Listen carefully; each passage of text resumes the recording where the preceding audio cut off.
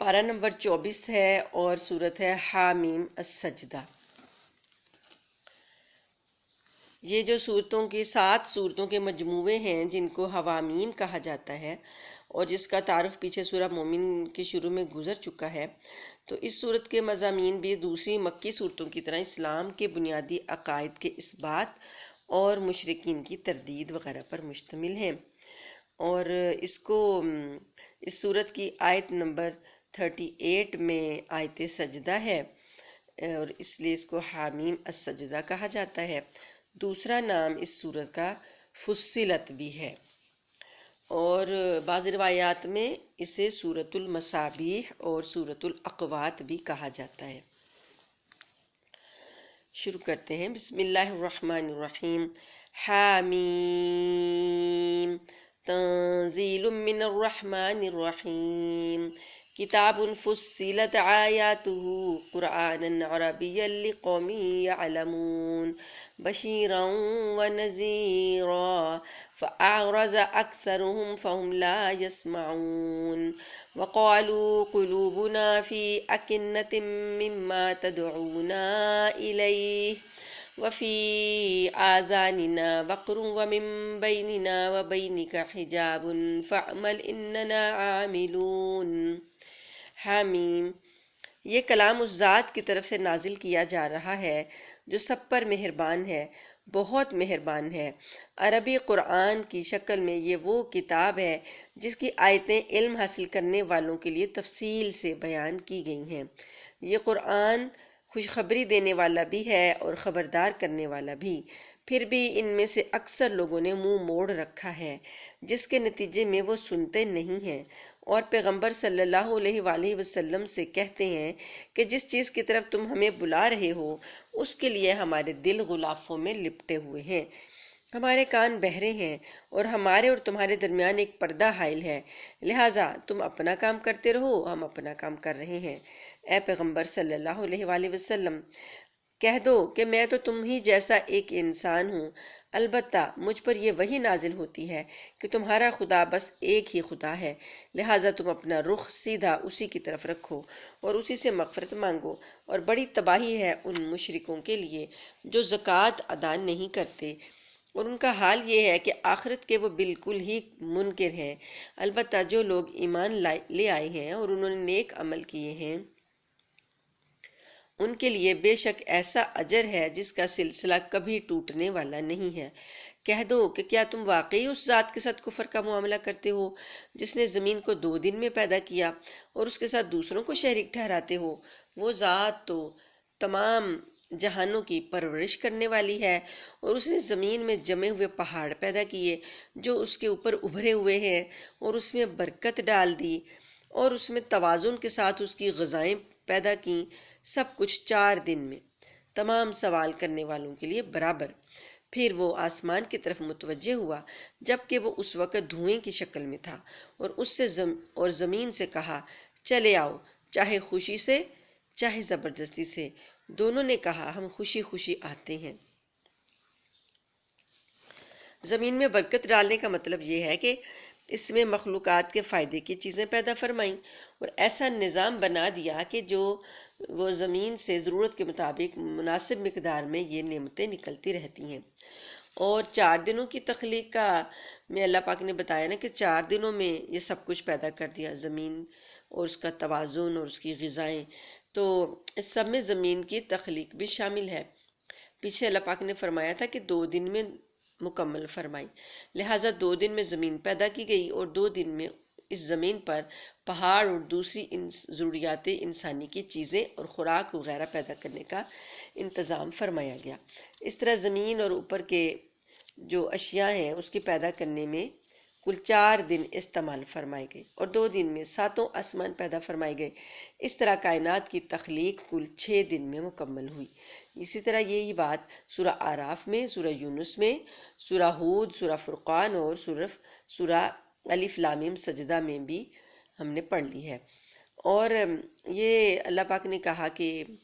آسمان اس وقت دھوئیں کی شکل میں تھا،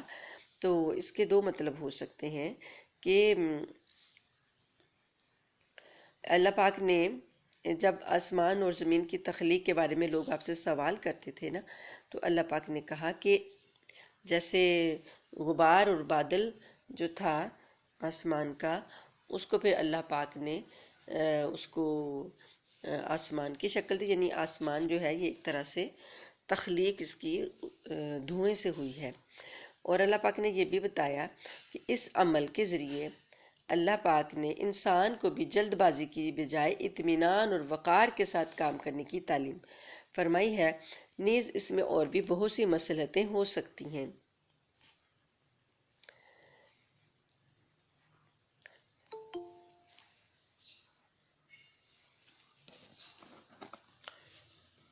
تو شروع میں اللہ تعالیٰ نے آسمان کا مادہ پیدا فرما دیا تھا جو دھوئیں کی شکل میں تھا، پھر 2 دن میں اسے 7 آسمانوں کی صورت میں تبدیل فرما کر اس کا مستقل نظام قائم فرمایا، اور زمین اور آسمان سے کہا کہ چلے آؤ، یعنی اطاعت کے لیے آ جاؤ، چاہے خوشی سے یا زبردستی سے، یعنی کہ ہمارے حکم کے تابع بن جاؤ۔ ساتھ ہی یہ بھی فرما دیا کہ تم خوشی سے ہمارے حکم کے تابع بننا نہ چاہو تب بھی تمہیں زبردستی تابع بننا ہی پڑے گا۔ تو یعنی زمین اور آسمان میں وہی کام ہوں گے جن کا اپنی حکمت اور مصلحت کے مطابق تکوینی طور پر ہم تم کو حکم دیں گے، اور تمہارے اندر یہ قوت پیدا نہیں کی گئی ہے کہ تم ہمارے تکوینی احکام کی مخالفت کر سکو، لہٰذا تم اگر خوشی سے نہیں چاہو گے تو زبردستی تمہیں وہی کرنا ہوگا جو ہمارا حکم ہے۔ اور یہ حقیقت بھی واضح فرما دی کہ انسان کا معاملہ کائنات کی دوسری مخلوقات سے مختلف ہے۔ انسان اللہ تعالیٰ کی طرف سے 2 قسم کے احکام کا پابند ہے، ایک تکوینی احکام ہے، یعنی کہ وہ کب پیدا ہوگا، کتنی دیر زندہ رہے گا، کون کون سی بیماریاں ہیں، کتنی اولادیں ہیں، یعنی اور کب موت آئے گی، یہ تکوینی احکام ہے، یہ اللہ کے علاوہ انسان کا اس میں کوئی اختیار نہیں ہے، اللہ تعالیٰ جیسا چاہیں گے ویسا ہی ہوگا۔ تو یہ ان معاملات میں انسان بھی کائنات کی تمام چیزوں کی طرح، تمام مخلوقات کی طرح اللہ تعالیٰ کے احکام کے تابع رہنے پر مجبور ہے۔ تو یہاں پر دوسرا جو اس کو اختیار دیا گیا، اور اختیار میں یہ کہ وہ اللہ کا تابع فرما بن کر رہے یا نافرمانی کا بھی اسے اختیار دے دیا گیا۔ تو یہ چیزیں جو ہیں جو کہ ہدایت کو قبول کر لے یا ہدایت کو نہ قبول کرے، تو یہ چیز جو ہے اس میں اسے اختیار دیا گیا۔ اب یہاں پر جو اپنے اختیار سے ہدایت قبول کرے گا تو اس کے لیے پھر اللہ پاک نے جنت کا نظام بنایا، اور جو نہیں قبول کرے گا اللہ تعالیٰ ہدایت کا سامان دیتے رہیں گے، یہ اللہ کا وعدہ ہے کہ فمن تابع ہدایا، جو کوئی پیروی کرے گا میری ہدایت کی، فلا خوف علیہم ولا هم یحزنون۔ یہ حضرت آدم علیہ السلام کو جب اللہ پاک نے زمین پر اتارا تھا، اسی وقت اللہ پاک نے کہہ دیا تھا کہ میں تمہاری طرف ہدایت کا سلسلہ بھیجتا رہوں گا، تو جو میری ہدایت کی پیروی کرے گا اس کو نہ کوئی خوف ہوگا نہ کوئی غم ہوگا۔ تو یہاں پر جو تشریعی احکام ہیں، تکوینی بتا دیا نا کہ تکوینی جو ہیں وہ اس میں ہم مجبور ہیں، ایک دوسرے احکام ہے تشریعی، جیسے شریعت ہے اسی سے تشریعی احکام ہے، مثلا کون سی چیز حلال ہے، کون سی حرام،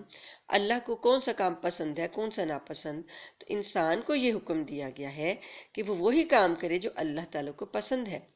لیکن اس کام کے لیے اس کو ایسا مجبور نہیں کر دیا گیا کہ وہ نافرمانی نہ کر سکے۔ تو یہاں پر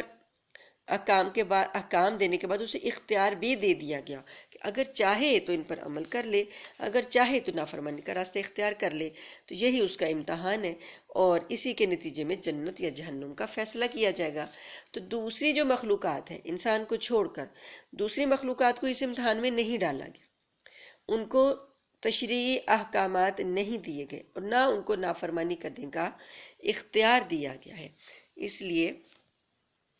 ان احکام پر جن پر اللہ نے اختیار دیا ہے انسان کو خوشی خوشی عمل کرنا چاہیے، کیونکہ اس پر اس کی ابدی زندگی کا دار و مدار ہے۔ آگے اللہ پاک نے فرمایا فَقَضَاهُنَّ سَبْعَ سَمَاوَاتٍ فِي يَوْمَيْنِ وَأَوْحَىٰ فِي كُلِّ سَمَاءٍ أَمْرَهَا وَزَيَّنَّا السَّمَاءَ الدُّنْيَا بِمَصَابِيحَ وَحِفْظًا ذَلِكَ تَقْدِيرُ الْعَزِيزِ الْعَلِيمِ۔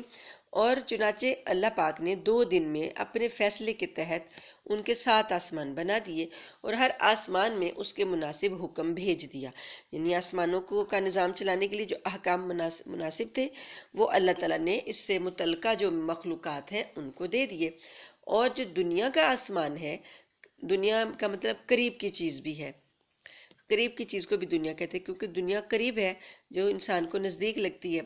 جس میں وہ رہتا ہے تو اسے لگتا ہے کہ یہ میرے قریب ہے۔ تو آسمان دنیا جو ہے وہ دنیا کا آسمان بھی کہا جا سکتا ہے، لیکن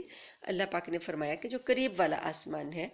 اس کو ہم نے چراغوں سے سجایا، یعنی اس میں ستارے پیدا کیے، چراغ اس میں بنا دیے، سج گیا وہ، اب وہ سجا ہوا محسوس ہوتا ہے۔ اور ساتھ میں اللہ پاک نے فرمایا کہ اسے محفوظ بھی ہم نے کر دیا، وحفظا، اس کی محفوظ ہونے کا بھی انتظام کیا۔ ذالک تقدیر العزیز العلیم، یہ اس ذات کی نپی تلی منصوبہ بندی ہے جس کا اقتدار بھی کامل ہے اور جس کا علم بھی کامل۔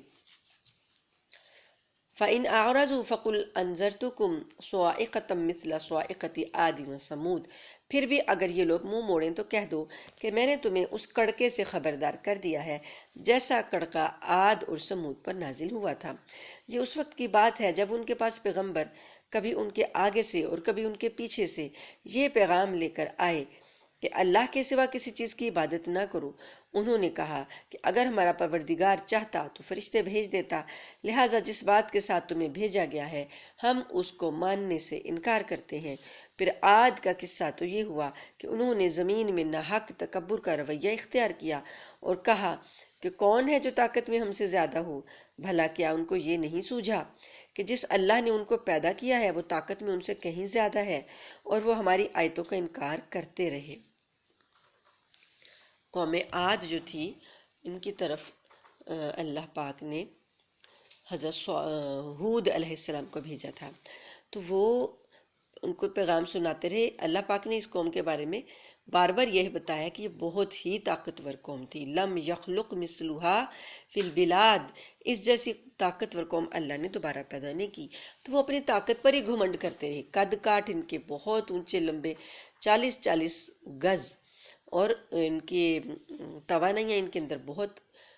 پہاڑوں کو یہ اپنے ہاتھوں سے تراش لیتے، پہاڑوں کے اندر تعمیرات بنا لیتے، جو چیزیں پہاڑوں کے کاٹنے میں آج استعمال ہوتی ہیں ان کے بغیر ہی یہ اپنے ہاتھوں سے تراش لیتے۔ تو کتنی طاقت تھی ان میں، بڑے بڑے بھاری بھاری پتھر اٹھا کر اپنے پہاڑوں کے جو گھر تھے ان کے دروازے کے طور پر یہ استعمال کرتے۔ تو بہرحال تو اللہ کی آیتوں کا انکار کر دیا، کہنے لگے کہ ہم سے طاقت میں کچھ کوئی نہیں ہے۔ تو اللہ پاک نے فرمایا انہیں یہ نہیں پتہ چلا کہ جس ذات نے ان کو یہ طاقت دی ہے، طاقتور بنایا ہے، وہ طاقت میں ان سے کہیں زیادہ ہے۔ چنانچہ ہم نے کچھ منحوس دنوں میں ان پر آندھی کی شکل میں ہوا بھیجی تاکہ انہیں دنیاوی زندگی میں رسوائی کے عذاب کا مزہ چکھائیں، اور آخرت کا عذاب اس سے بھی زیادہ رسوا کرنے والا ہے، اور ان کو کوئی مدد میسر نہیں آئے گی۔ اللہ تعالیٰ نے ان کے اوپر جو ہوا چلائی، آندھی چلائی، اس کو منحوس دن کہا ہے۔ منحوس دن کا مطلب کہ وہ عذاب کے دن تھے نا ان کے اوپر، تو ان کے لیے تو وہ منحوس ہی دن ثابت ہوئے، اور وہ 7 دن اور 8 راتیں وہ آندھی چلتی رہی۔ ایسی آندھی تھی کہ ان کو وہ ہوا اڑا کر اوپر لے جاتی، اتنے بڑے بڑے ان کے جسم تھے، اس کے باوجود ہوا میں اتنی طاقت تھی کہ وہ ان کو اڑا کر اوپر لے جاتی آسمانوں کی بلندیوں تک، وہاں پر ان کے سروں کو آپس میں ٹکرا دیتی، اور ان کے سر ہوا میں ایسے ٹکرا رہے تھے جیسے کوئی ہلکی پھلکی چیزیں آندھی کے وقت اڑتی پھرتی ہیں نا، پتے اور چھوٹی چھوٹی ہلکی پھلکی چیزیں جو ہوتی ہیں وہ ہوا میں ایک دوسرے سے ٹکراتی پھرتی ہیں، اس طریقے سے یہ اوپر ٹکرا رہے تھے، اور ان کے سر ایک دوسرے سے ٹکرانے سے پھر ٹوٹ گئے، اور یہ جب زمین پر گرے تو ایسے تھے جیسے کہ کھجور کے تنے ہوں۔ جب کھجور کے اوپر کا سر کاٹ دیا جائے تو خالی تنا باقی رہ جاتا، تو تنے سے اللہ پاک نے بتایا کہ یعنی قد ان کے ایسے لمبے لمبے تھے، تو جب زمین پر گرے تو ایسے ہو گئے جیسے کھجور کے تنے گرے ہوئے ہیں۔ تو رہے سمود، وَأَمَّا الْسَمُودُ فَهَدَيْنَاهُمْ فَاسْتَحَبُّوا الْعَمَىٰ عَلَى الْهُدَىٰ فَأَخَذَتْهُمْ صَاعِقَةُ الْعَذَابِ الْهُونِ بِمَا كَانُوا يَكْسِبُونَ۔ تو سمود جو تھے تو ہم نے انہیں سیدھا راستہ دکھایا تھا، حضرت صالح علیہ السلام کو بھیجا ان کی طرف، لیکن انہوں نے سیدھا راستہ اختیار کرنے کے مقابلے میں اندھا رہنے کو پسند کیا۔ یعنی جو اللہ کی ہدایت کا راستہ اختیار نہیں کرتا وہ اندھا ہے۔ تو اللہ کی ہدایت کا راستہ اختیار نہ کرنے والے اپنے آپ کو جتنا مرضی اچھا سمجھتے رہے، اللہ کی نگاہ میں وہ اندھے ہیں۔ اللہ نے فرمایا انہوں نے اندھا رہنے کو پسند کیا، چنانچہ انہوں نے جو کمائی کر رکھی تھی اس کی وجہ سے ان کو ایسے عذاب کے کڑکے نے آ پکڑا جو سراپا ذلت تھا۔ یعنی ان کے لیے یہ جو عذاب کا کڑکا تھا ذلت والا عذاب تھا، اور جو لوگ ایمان لے آئے تھے اور تقوی اختیار کیے ہوئے تھے ان کو ہم نے نجات دے دی۔ اور اس دن کا دھیان رکھو جب اللہ کے دشمنوں کو جمع کر کے آگ کی طرف لے جایا جائے گا، چنانچہ انہیں ٹولیوں میں بانٹ دیا جائے گا، یہاں تک کہ جب وہ اس آگ کے پاس پہنچ جائیں گے تو ان کے کان، ان کی آنکھیں اور ان کی کھالیں ان کے خلاف گواہی دیں گی کہ وہ کیا کچھ کرتے رہے ہیں۔ یعنی یہ لوگ گروہوں کی شکل میں جائیں گے، یہ ہم نے سورہ زمر میں بھی پڑھا۔ تو پھر جب وہاں جائیں گے داروغے پوچھیں گے جہنم کے کہ کیا تمہارے پاس کوئی ڈرانے والا نہیں آیا تھا، کیا تمہیں ہدایت نہیں پہنچی تھی؟ تو یہ بوکھلاہٹ کے عالم میں کبھی انکار کریں گے اور کبھی اقرار کریں گے، تو کہیں گے کہ ہم نے تو شرک نہیں کیا تھا۔ تو اللہ پاک فرماتے ہیں کہ ان کی کھالیں، آنکھیں، کان سب ان کے خلاف گواہی دے دیں گے، اور وہ کہیں گی کہ ہمیں لوگ پوچھیں گے، اپنی کھالوں سے پوچھیں گے، وَقَالُوا لِجُلُودِهِمْ لِمَا شَهِدتُّمْ عَلَيْنَا، اپنی کھالوں سے پوچھیں گے کہ تم نے ہمارے خلاف گواہی کیوں دی؟ قَالُوا أَنطَقَنَا اللَّهُ الَّذِي أَنطَقَ كُلَّ شَيْءٍ وَهُوَ خَلَقَكُمْ أَوَّلَ مَرَّةٍ وَإِلَيْهِ تُرْجَعُونَ۔ وہ کہیں گے کہ ہمیں اسی ذات نے بولنے کی طاقت دے دی ہے جس نے ہر چیز کو گویائی عطا فرمائی، اور وہی ہے جس نے تمہیں پہلی بار پیدا کیا تھا، اور اسی کی طرف تمہیں واپس لے جایا جا رہا ہے۔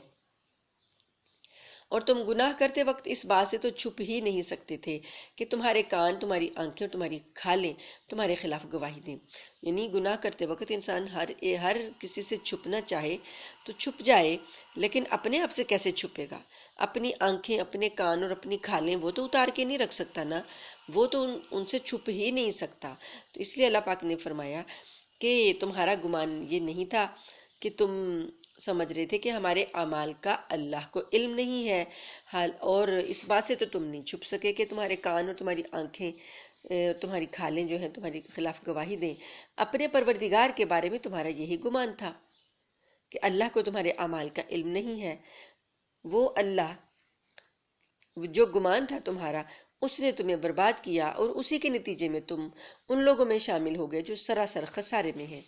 اب ان لوگوں کا حال یہ ہے، اگر یہ صبر کریں تب بھی آگ ہی ان کا ٹھکانہ ہے، اور اگر یہ معذرت چاہیں تو یہ ان لوگوں میں سے نہیں ہے جن کی معذرت قبول کی جاتی ہے۔ یعنی صبر کر کے بیٹھے رہیں گے تب بھی آگ میں جلیں گے، اور چیخو پکار مچائیں گے تب بھی آگ میں ہی جلیں گے، اور معذرت کوئی قبول نہیں کی جائے گی، کوئی عذر قبول نہیں کیا جائے گا۔ اور ہم نے دنیا میں ان پر کچھ ساتھی مسلط کر دیے تھے جنہوں نے ان کے آگے اور پیچھے کے سارے کاموں کو خوشنما بنا دیا تھا، چنانچہ جو دوسرے جنات اور انسان ان سے پہلے گزر چکے ہیں ان کے ساتھ مل کر عذاب کی بات ان پر بھی سچی ہوئی، یقیناً وہ سب خسارہ اٹھانے والوں میں سے ہیں۔ یعنی جو ساتھی ہیں مسلط کیے ہوئے وہ شیاطین ہیں جو انسانوں کو گناہ پر آمادہ کرنے کے لیے، گناہوں کے لیے بہکاتے ہیں، اور پھر ان گناہوں کو اچھا کر کے خوشنما بنا کر پیش کرتے ہیں، تو وہ لگتا ہے کہ یہ کوئی اچھی چیز ہے اور وہ اس میں مبتلا ہو جاتے ہیں۔ تو اس کے بعد انجام کار اللہ نے بتایا کہ انجام کار پھر خسارہ اٹھانے والوں میں سے ہیں۔ وَقَالَ الَّذِينَ كَفَرُوا، اور یہ کافر ایک دوسرے سے کہتے ہیں کہ اس قرآن کو سنو ہی نہیں اور اس کے بیچ میں غل مچا دیا کرو تاکہ تم ہی غالب رہو، اس لیے ہم ان کافروں کو سخت عذاب کا مزہ چکھائیں گے، اور یہ دنیا میں بدترین کام جو کیا کرتے تھے اس کا پورا پورا بدلہ دیں گے۔ یہی ہے سزا اللہ کے دشمنوں کی جو آگ کی صورت میں ہوگی، اسی میں ان کا دائمی ٹھکانہ ہوگا، جو اس بات کا بدلہ ہوگا کہ وہ ہماری آیتوں کا انکار کیا کرتے تھے۔ یہ کافر لوگ جب نبی کریم صلی اللہ علیہ وسلم قرآن سناتے تو شور مچا دیتے، غل مچا دیتے، اور کبھی سیٹیاں کبھی تالیاں، اور لوگوں کو کہتے کہ اس کو سنو ہی نہیں، شور مچا دو تاکہ لوگوں کے کانوں میں اس کی آواز نہ پڑے۔ تو اللہ پاک نے ان کا انجام بتایا ہے، اور یہ کافر لوگ کہیں گے کہ اے ہمارے پروردگار، ہمیں ان جنات اور انسانوں دونوں کی صورت دکھائیے جنہوں نے ہمیں گمراہ کیا تھا، تاکہ ہم انہیں اپنے پاؤں تلے ایسا روندیں کہ وہ خوب ذلیل ہوں۔ یعنی اب وہاں پر اپنے ساتھیوں کو دیکھنا چاہیں گے اور ان کو پاؤں تلے روندنا چاہیں گے تاکہ وہ خوب ذلیل کر دیں ان کو۔ دوسری طرف جن لوگوں نے کہا کہ ہمارا رب اللہ ہے اور پھر وہ اس پر ثابت قدم رہے، ان الذين قالوا ربنا الله ثم استقاموا تتنزل عليهم الملائكة الا تخافوا ولا تحزنوا وابشروا بالجنة التي كنتم توعدون۔ اللہ کے وہ نیک بندے جو ایمان لانے کے بعد استقامت سے ایمان پر ڈٹے رہے، وہ ان پر قیامت میں فرشتے نازل ہوں گے، وہ کہیں گے کہ نہ کوئی خوف دل میں لاؤ، نہ کسی بات کا غم کرو، اور اس جنت میں خوش ہو جاؤ جس کا تم سے وعدہ کیا جاتا تھا۔ ایمان لانے کے بعد استقامت جو ہے یہ بڑی چیز ہے کہ ایمان پر انسان ڈٹ جائے۔ جب یہ صورت نازل ہوئی تو اس وقت کے جو حالات ہیں مکہ کے، وہ اگر آپ اپنے ذہن میں لائیں تو کس طریقے سے کفار جو ہیں تکلیفیں دے رہے، حضرت بلال رضی اللہ تعالیٰ عنہ کو، حضرت سمیہ کو، حضرت عمار کو، حضرت یاسر کو، حضرت صہیب کو، حضرت خباب کو کیسے کیسے تکلیفیں دے رہے تھے۔ تو وہ کیا کہتے تھے زبان سے؟ وہ جب ان کو کوئلوں پر کسی کو لٹایا جا رہا ہے، کسی کو سینے پر گرم پتھر رکھا جا رہا ہے، کسی کو کوڑوں سے مارا جا رہا ہے، کسی کو تپتی ریت پر لٹایا جا رہا ہے، تو وہ لوگ کیا کہتے تھے جب یہی تکلیفیں انہیں ملتی تھیں؟ تو ان کے جو ظالم ظلم کرنے والے تھے ان سے کہتے تھے کہ اللہ کا انکار کر دو، ہمارے بتوں کا اقرار کرو، اور محمد صلی اللہ علیہ وسلم کو جھوٹا کہو، محمد صلی اللہ علیہ وسلم کا انکار کرو۔ تو یہ لوگ اتنا عذاب سہنے کے باوجود بھی انکار نہیں کرتے تھے، بلکہ اللہ ہی کی وحدانیت کا اقرار کرتے رہتے تھے۔ حضرت سمیہ رضی اللہ تعالی عنہا ابو جہل کی لونڈی تھیں، تو ابو جہل نے اتنا زیادہ ان پر ظلم کیا، اور وہ چونکہ عمر بن حشام بڑا سردار تھا اور لوگ اس کے لیے ہنستے کہ ایک لونڈی جو ہے وہ تمہارا کہنا نہیں مانتی، اسے یہ چیز جو تھی بہت زیادہ اس کے لیے آر کا باعث تھی، شرم کا باعث تھی کہ میری لونڈی ہو کر میرا کہنا نہ مانے اور محمد صلی اللہ علیہ وسلم کی بات کرے اور اللہ کی بات کرے۔ تو وہ پھر کوڑا لے کر کھڑا ہو جاتا اس کے اوپر، اور سارے سردار اس کے ساتھ موجود ہوتے، اور وہ اتنا مارتا اور کہتا کہ کہو کہ محمد صلی اللہ علیہ وسلم ان کو جھوٹا کہو، نعوذ باللہ، اور کہتا کہ اللہ کا انکار کرو، میرے بتوں کا اقرار کرو، لیکن وہ صبر کی دیوی مار کھاتی رہتی ہیں اور کہتی کہ نہیں کہوں گی، محمد صلی اللہ علیہ وسلم کو جھوٹا نہیں کہوں گی، تم جھوٹے ہو، تمہارے بت جھوٹے ہیں، اقرار کرتی رہتی توحید کا۔ تو ایک دن اسے اتنا غصہ آیا کہ جب وہ مارتے مارتے تھک جاتا تھا تو یہ اس کو سانس لینے کو رکتا تھا اور کہتا تھا کہ میں اس لیے نہیں تمہیں چھوڑا کہ میں نے تم پر ترس آ رہا ہے، میں نے اس لیے چھوڑا ہے کہ میں تھک گیا ہوں، جیسے میری تھکاوٹ ذرا بحال ہوتی ہے تو میں پھر ماروں گا۔ اس طریقے سے وہ مسلط ہو گیا۔ پھر اس نے ایک دن غصے میں ایسا نیزہ مارا جو کہ ان کی شرمگاہ میں جا کر لگا، اس سے وہ شہید ہو گئی۔ تو یہ ان کے جو شوہر تھے حضرت یاسر، ان کا بھی یہی حال کیا اس نے، عمار کا بھی یہی حال کیا، اور یاسر جو تھے ان کے بیٹے، ان کے ساتھ بھی اتنا ظلم کیا۔ اور حضرت خباب جو تھے ان کو کوئلے دہکا کر، پتھر گرم کے اوپر کوئلے دہکائے گئے، اس کے اوپر ان کو لٹا کر اس کے اوپر ایک اور گرم پتھر رکھ دیا جاتا، اور ان کے کھال کی چربی سے کوئلے بجھتے تھے۔ تو ایسا ظلم جب ان پر ہو رہا تھا تو ان کو یہ آیتیں پڑھ کر سنائی جاتی تھیں، ان الذین قالوا ربنا اللہ ثم استقاموا۔ نبی کریم صلی اللہ علیہ وسلم انہیں سناتے کہ جن لوگوں نے کہا کہ ہمارا رب اللہ ہے، ثم استقاموا، پھر ڈٹ گئے، پھر جم گئے، تتنزل علیہم الملائکۃ، تو یہ خوشخبریاں سن کر ان کے ایمان اور پختہ ہو جاتے۔ جب بھی نبی کریم صلی اللہ علیہ وسلم وہاں سے گزرتے اور دیکھتے کہ آل یاسر پر اتنا ظلم ہو رہا ہے تو آپ کہتے کہ آل یاسر صبر کرو، صبر کا بدلہ اللہ پاک نے جنت میں تمہارے لیے محلات بنائے ہیں، اور یہ لوگ اسی بات پر خوش ہو جاتے اور تکالیف کو برداشت کرتے رہتے۔ تو حضرت خباب جو تھے، خباب بن ارت جو تھے، ان کی کمر کے اندر گڈھے بن گئے تھے، گھڑے بن گئے تھے۔ کوئلے جب ان کی کھال کے اندر گھس جاتے تھے اور جا کر اندر بجھ جاتے تھے تو کھال کو جلا جلا کر جتنے جتنے سائز کا کوئلہ ہوتا تھا اتنا اتنا بڑا گڑھا کمر میں بن جاتا تھا، اور ان کی کمر میں کھال رہی نہیں تھی، گوشت رہا ہی نہیں تھا، صرف ان کی ہڈیاں نظر آتی تھیں۔ تو جب اسلام بہت زیادہ پھیل گیا اور خوشحالی آ گئی اور مال غنیمت مل گئے، فتوحات ہو گئیں، تو حضرت عمر فاروق رضی اللہ تعالی عنہ کا زمانہ تھا۔ حضرت عمر فاروق کے زمانے میں بہت خوشحالی آئی، کیونکہ اسلام 24 لاکھ مربع میل تک پھیل چکا تھا۔ اس دوران میں مسجد نبوی میں اتنا مال غنیمت آیا کہ سونے کے تاج اور سونے کے کنگن کسرا کے اور کیسر کے، اور جو اور ریاستیں روم کی فتح ہوئیں ان کے سونے چاندی کے برتن، کیا کچھ جو تھا وہ نہیں آیا۔ سب چیزیں جب ڈھیر لگ گیا اور لوگوں میں غنیمتیں تقسیم ہو گئیں، بیت المال بھی بھرا ہوا، ہر طرف خوشحالی ہے، تو ایک دن مسجد میں بیٹھے ہوئے تھے سارے اصحاب، حضرت عمر فاروق رضی اللہ تعالی عنہ نے حضرت خباب بن ارت سے فرمایا، اے خباب ذرا ہمیں اپنی کمر دکھاؤ۔ وہ جھیپ گئے، شرما گئے کہ یا امیر المومنین، اس حالت میں، اس دور میں؟ آپ نے فرمایا کہ ہاں، یہ جو اتنی خوشحالی آئی ہے کہیں ہم یہ نہ بھول جائیں کہ اس سے پہلے کیا کیا کچھ اسلام نے سہا ہے، اسلام کتنی قربانیوں سے پھیلا ہے۔ تو یہ آج کے جو لوگ ہیں انہیں پتہ چلنا چاہیے کہ تم لوگوں نے کتنی قربانیاں دی ہیں، کہیں دنیا کی ناز و نعم اور دنیا کی نعمتیں اور دنیا کے مال ہم لوگوں کو اللہ سے غافل نہ کر دیں۔ تو حضرت خباب کی کمر سے ان کا کرتا ہٹایا گیا تو ساری مسجد کے لوگوں کی چیخیں نکل گئیں۔ تو انہوں نے کہا کہ یہ ہے اسلام، تو اپنے ایمان کو تازہ کرو، اسلام مفت میں نہیں ملا، اسلام اتنی تکالیف اٹھا کر تم کو ملا ہے، اور یہ جو آج نعمتیں ہیں ان کو لے کر کہیں تم اللہ کو نہ بھول جاؤ، اللہ سے غافل نہ ہو جاؤ۔ تو یہ بشارت والی آیتیں ان اصحاب جو ہیں تکلیف اٹھانے والے جب سنتے تھے تو ان آیتوں کی وجہ سے وہ اسلام پر جم جاتے تھے۔ فرشتے ان کو کہیں گے نحن اولیاؤکم فی الحیات الدنیا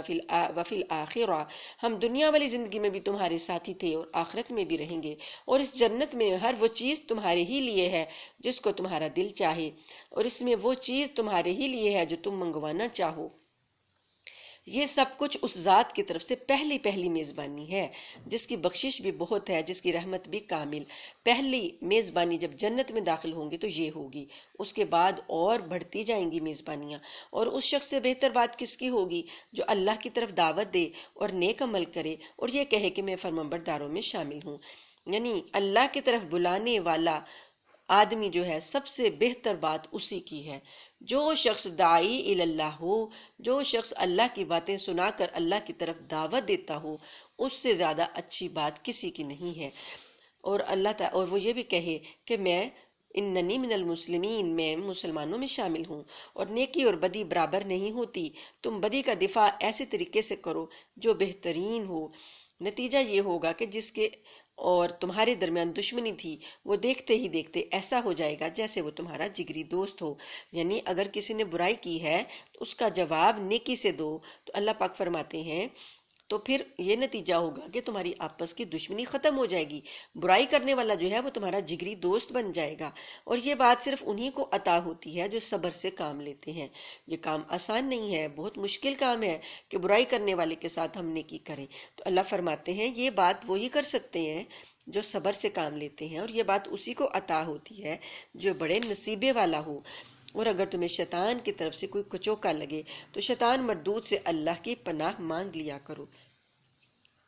شیطان مردود کا کچوکا کیا ہے کہ وسوسہ وہ ڈال دے، کسی نیکی کرنے سے روک دے اور دل میں گناہ کا خیال ڈال دے۔ تو اللہ پاک نے فرمایا فاستعذ باللہ،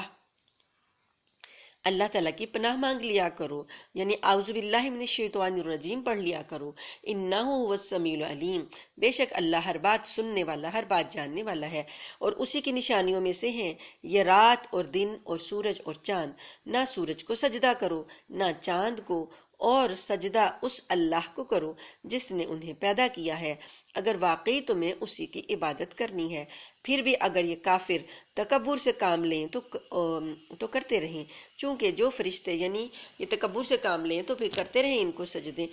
کرتے رہیں تکبر، کیونکہ جو فرشتے تمہارے رب کے پاس ہیں وہ دن رات اس کی تسبیح کرتے ہیں اور وہ اکتاتے نہیں ہیں۔ یعنی اللہ پاک کو سجدہ نہ کرنے سے اللہ تعالیٰ کی شان میں کمی نہیں آتی۔ اللہ کے پاس تو ایسے اور اتنی تعداد میں فرشتے ہیں کہ جو دن رات اس کی تسبیح کرتے ہیں اور وہ اکتاتے بھی نہیں ہیں۔ کچھ فرشتے ہیں جو ہمیشہ سجدے میں ہیں، کچھ فرشتے ہیں جو ہمیشہ قیام میں ہیں، کچھ فرشتے ہیں جو ہمیشہ رکوع میں ہیں۔ اسی طرح کائنات کی ساری چیزوں کو اللہ تعالیٰ نے نماز ہی کی حالتوں میں سے کسی ایک حالت میں رکھ دیا ہے۔ مثلا پہاڑ جو ہیں وہ قادے کی حالت میں ہیں، جب ہم نیچے بیٹھتے ہیں تو ہمارا نیچے والا ایریا جو ہوتا ہے وہ زیادہ جگہ لیتا ہے، تو پہاڑ بھی نیچے سے چوڑائی میں زیادہ ہیں تو گویا وہ قادے کی حالت میں ہیں، اور جو چوپائے ہیں چار پیروں والے وہ گویا کے رکوع کی حالت میں ہیں، اور جو رینگنے والے جاندار ہیں وہ گویا کے سجدے کی حالت میں ہیں، اور جو بلند سیدھے کھڑے ہیں وہ قیام کی حالت میں ہیں، یہ درخت وغیرہ۔ تو اللہ کی تو تمام مخلوقات جو ہیں وہ اللہ کی نماز اور اللہ کی اطاعت کی حالت میں ہیں۔ تو اللہ پاک نے فرمایا کہ اللہ تعالیٰ کی نشانیوں میں سے یہ بھی ہے کہ تم زمین کو دیکھتے ہو کہ وہ مرجھائی پڑی ہے، پھر جو ہی ہم نے اس پر پانی اتارا وہ حرکت میں آ گئی اور اس میں بڑھوتری پیدا ہو گئی۔ حقیقت یہ ہے کہ جس نے اس زمین کو زندہ کیا وہی مردوں کو بھی زندہ کرنے والا ہے، یقیناً وہ ہر چیز پر قادر ہے۔ جو لوگ ہماری آیتوں کے بارے میں ٹیڑھا راستہ اختیار کرتے ہیں وہ ہم سے چھپ نہیں سکتے۔ بھلا بتاؤ کہ جس شخص کو آگ میں ڈال دیا جائے وہ بہتر ہے یا وہ شخص جو قیامت کے دن بے خوف و خطر آئے گا؟ اچھا جو چاہو کر لو، یقین جانو کہ وہ تمہارے ہر کام کو خوب دیکھ رہا ہے۔ آیت نمبر 41، ان الذین کفروا بالذکر لما جاءہم وانہ لکتاب عزیز، بے شک ان لوگوں نے بہت برا کیا ہے جنہوں نے نصیحت کی اس کتاب کا انکار کیا جبکہ وہ ان کے پاس آ چکی تھی، حالانکہ وہ بڑی عزت والی کتاب ہے جس تک باطل کی کوئی رسائی نہیں ہے، نہ اس کے آگے سے نہ اس کے پیچھے سے، یہ اس ذات کی طرف سے اتاری جا رہی ہے جو حکمت کا مالک ہے، تمام تعریفیں اسی کی طرف لوٹتی ہیں۔ قرآن پاک کی اللہ پاک نے ایسی حفاظت فرمائی ہے کہ لا یأتیہ الباطل من بین یدیہ ولا من خلفہ، اس میں کوئی باطل چیز، کوئی بھی جو ہے انسان نے، اللہ پاک نے ایسی حفاظت فرما دی کہ انسانوں کو اختیار ہی نہیں دیا کہ کوئی چاہے کہ اس کو آغاز میں کہیں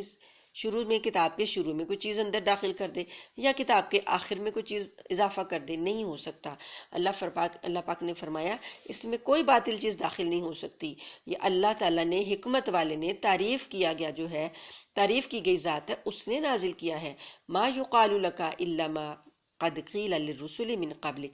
جو کچھ بھی آپ سے کہا جا رہا ہے، یہ باتیں جو آپ سے کو کر رہے ہیں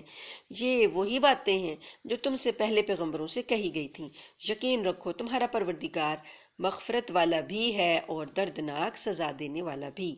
اور اگر ہم اس قرآن کو اجمی قرآن بناتے تو یہ لوگ کہتے کہ اس کی آیتیں کھول کھول کر کیوں نہیں بیان کی گئیں؟ یہ کیا بات ہے کہ قرآن اجمی ہے اور پیغمبر عربی،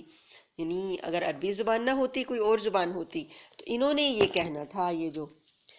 قرآن کو پر آج اعتراض کر رہے ہیں انہوں نے یہ کہنا تھا کہ پیغمبر تو عربی بولتا ہے اور یہ کتاب اجمی ہے، اور کھول کھول کر کیوں نہیں اس کی بتائی گئی، نہیں واضح آیات کیوں نہیں ہیں؟ تو قل هو للذین آمنوا ھدی وشفاء، کہہ دو کہ جو لوگ ایمان لائیں ان کے لیے تو یہ قرآن ہدایت اور شفا کا سامان ہے،